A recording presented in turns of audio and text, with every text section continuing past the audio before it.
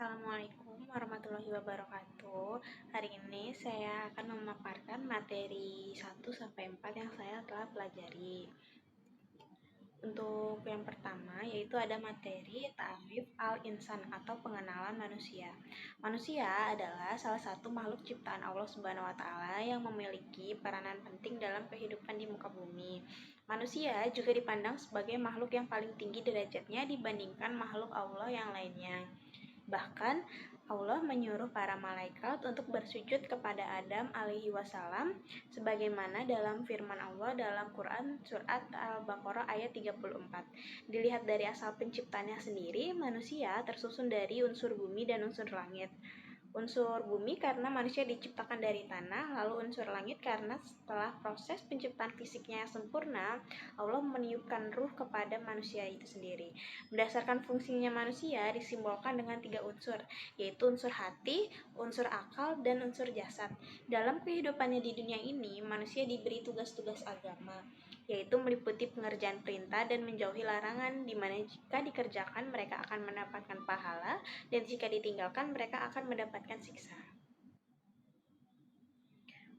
Lalu, jadi berkenaan dengan dua amanah ini, Allah Ta'ala telah menyiapkan al-jazau atau balasan. Mereka yang melakukan amal kebajikan akan memperoleh balasan kebaikan yang setimpal, bahkan pahala yang lebih baik dari apa yang telah mereka kerjakan. Sementara balasan bagi orang-orang yang ingkar kepada perintah-perintah Allah Ta'ala adalah azab yang keras yang setimpal dengan keingkarannya itu sendiri. Lalu untuk materi yang kedua ada Hakikatul Insan atau pengenalan hakikat manusia. Menurut Kamus Besar Bahasa Indonesia KBBI, fitrah adalah sifat asal, kesucian, bakat, dan pembawaan. Manusia merupakan makhluk ciptaan Allah Ta'ala. Ia diciptakan alal fitrah atau berada di atas fitrah. Manusia diciptakan alal fitrah maksudnya adalah diciptakan oleh Allah dalam keadaan kecenderungan kepada kebenaran dan patuh kepadanya. Manusia juga diciptakan oleh Allah dalam keadaan daif atau lemah. Kelemahannya terutama dalam menghadapi godaan hawa nafsunya sendiri, kadangkala dengan mengalami lemah azam, lemah tekad, lemah iman, dan juga lemah kesabaran. Manusia juga diciptakan Allah dalam keadaan jahil atau bodoh. Manusia juga diciptakan oleh Allah dalam keadaan fakir, butuh, atau berkehendak kepada pemberiannya. Betapa manusia diciptakan dari tanah liat dan air yang hina. Akan tetapi, Allah menghendaki manusia menjadi makhluk yang mulia dan dimuliakan dengan yang pertama, yaitu ditiupkannya ruh sebagai unsur langit, yang kedua diberikan keistimewaan, dan yang ketiga alam ditundukkan untuknya. Manusia adalah makhluk yang muhayyarun, diberikan pilihan oleh Allah Ta'ala apakah manusia itu memilih al-iman atau al-kufru.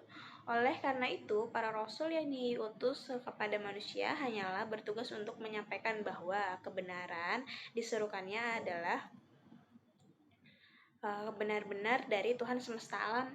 Sementara perbuatan pasti akan mendapatkan balasan atas apa yang telah ia perbuat. Maka hendaklah manusia dapat memilih apa yang akan ia lakukan. Untuk yang ketiga ada tafkohul insan, potensi dalam kemampuan yang mempunyai kemungkinan untuk dikembangkan, kekuatan, kesanggupan daya. Manusia menurut Kamus Besar Bahasa Indonesia adalah makhluk yang berakal budi, artinya mampu menguasai makhluk lain. Dapat disimpulkan bahwa potensi manusia adalah suatu hal yang memungkinkan seseorang dapat mengembangkan kekuatan, kesanggupan, dan daya. Manusia diberi kebebasan untuk menentukan takdirnya sendiri. Semua itu tergantung dari bagaimana mereka memanfaatkan potensi yang melekat pada diri mereka sendiri. Potensi yang diberikan Allah kepada manusia meliputi potensi pendengaran, penglihatan, dan juga hati. Tanggung jawab sendiri adalah kesadaran manusia terhadap semua tingkah laku dan perbuatan yang disengaja maupun tidak disengaja.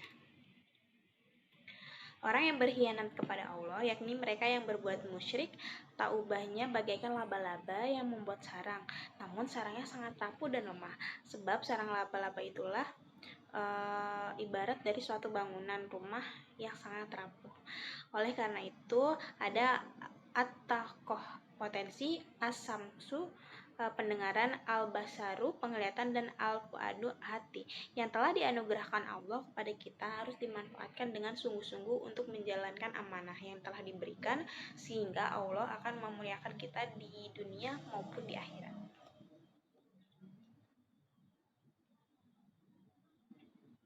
Untuk yang keempat yaitu nafsul insan atau jiwa manusia, bahwa jiwa dalam pandangan Islam adalah diri manusia itu sendiri, nyawa atau roh yang menyebabkan adanya kehidupan. Sifat yang mendorong manusia untuk melakukan suatu perbuatan dan perasaan pada diri manusia itu sendiri. Jiwa atau suatu yang memiliki eksistensi dan hakikat. Dalam pengertian ini, nafs terdiri dari tubuh dan ruh. Nyawa yang menyebabkan adanya kehidupan. Apabila nyawa itu menghilang, maka kematian juga akan dialami oleh manusia. Suatu sifat pada manusia yang memiliki kecenderungan kepada kebaikan dan juga kejahatan. Sifat pada diri manusia yang berupa perasaan dan indera yang ditinggalkannya ketika ia tertidur. Salah satu bukti kekuasaan Allah adalah diciptakannya an-nafs atau jiwa. Ia adalah esensi dalam diri manusia yang bersifat halus, yang dapat merasakan sedih, gelisah, cinta, benci, dan atau sejenis lainnya. Tanpa jiwa, badan manusia nyaris tidak ada bedanya dengan patung. Allah Ta'ala telah melakukan penyempurnaan penciptaan jiwa manusia. Diilhamkan kepadanya jalan kefasikan dan jalan ketakwaan. Sangat beruntunglah orang-orang yang menyucikan jiwanya dan memupuknya hingga dapat mencapai kesempurnaan akal dan perbuatan yang membuahkan kebaikan untuk dirinya sendiri maupun orang lain. Dan sebaliknya, orang tidak beruntung ialah orang yang merugikan dan menjatuhkan diri ke dalam jurang kebinasaan disebabkan melakukan perbuatan maksiat dan menjauhkan amalan kebaikan dan ibadah, akan mendapatkan siksa di akhirat nanti. Sekian presentasi dari saya. Apabila ada kekurangan, mohon dimaafkan. Wassalamualaikum warahmatullahi wabarakatuh.